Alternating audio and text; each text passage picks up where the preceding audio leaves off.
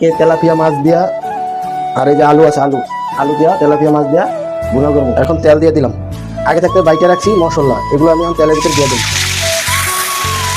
এখন একটু পানি দিয়ে দেবো, 1 চামচ হলুদের গুঁড়া, 1 চামচ মরিচের গুঁড়া, স্বাদ মতো লবণ, যে যে পরিমাণ খান সে ওই পরিমাণ দিবেন। সুন্দর করে একটু লাড়া দিতে হইব, মশলাটারে কষাই নিতে হইব। এই মশলাটা আমার এত সুন্দর একটা কালার আছে আর কষানোর ঠেলায় পুরো লাল হয়ে গেছে। এখন আমি আলুগুলো আগে দিয়ে দেবো ওই মশলার ভিতরে, আর মশলাটা আর আলু একসাথে সুন্দর করে কষাম, ভালো করে কষাইয়া এর পরে আলুটা এত সুন্দর করে কষাইছি একদম পুরো ভাজা ভাজা হয়ে গেছে। এখন আমি পানি দিয়ে দেবো, যে পানি দিয়ে দিছি। এখন আলুটা সেদ্ধ করবো, যদি আলুটা না সেদ্ধে তাহলে আর একটু পানি দিতে হবে, আর যদি সিদ্ধে যায় তাহলে তার পানি দিতে হবে না। পানিটা বড়বড় হয়ে গেছে, এখন আমি মাছ দিয়ে দেবো। মাছ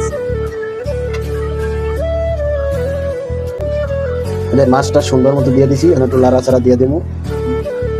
আমাদের রান্নাটা এখন হয়ে গেছে, তরকারির কালারটা কেমন হয়েছে আপনারা কিন্তু কমেন্টে জানাবেন।